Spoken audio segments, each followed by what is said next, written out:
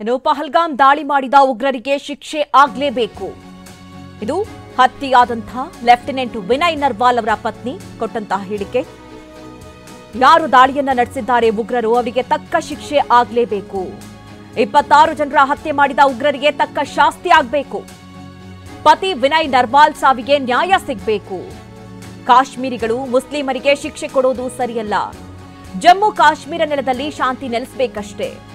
Lieutenant Vinay Narwal ಅವರ ಪತ್ನಿ ಹಿಮಾಂಶು ಈ ಹೇಳಿಕೆಯನ್ನ ಕೊಟ್ಟಿದ್ದಾರೆ. ಏನು ಮೊನ್ನೆ ಉಗ್ರ ದಾಳಿ ಸಂದರ್ಭದಲ್ಲಿ 26 ಜನ ಸಾವನ್ನಪ್ಪಿದ್ರು.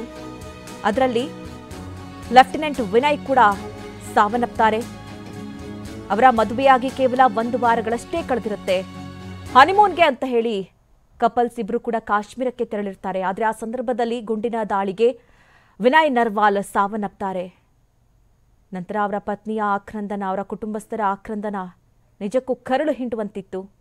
ಕೇವಲ 1 ವಾರಕ್ಕೆ ಪತಿಯನ್ನ ಕಳ್ಕೊಳ್ತಾರೆ ವಿನಯ್ ಪತ್ನಿ ಹಿಮಾಂಶು ಅವರು. ಹೀಗಾಗಿ ಯಾರು ದಾಳಿಯನ್ನು ನಡೆಸಿದ್ರು, ಯಾರು ತನ್ನ ಗಂಡನ ಸಾವಿಗೆ ಕಾರಣರಾದ್ರು ಅವರಿಗೆ ತಕ್ಕ ಶಾಸ್ತಿ ಆಗಬೇಕು ಅಂದಿದ್ದಾರೆ Himanshu. Going against Muslims or Kashmiris, we don't want this. We want peace and only peace. Justice भी चाहिए. Of course we want justice.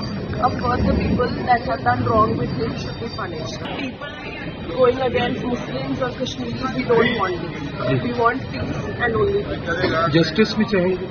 Of course we want justice. Of course the people that have done wrong with him should be punished.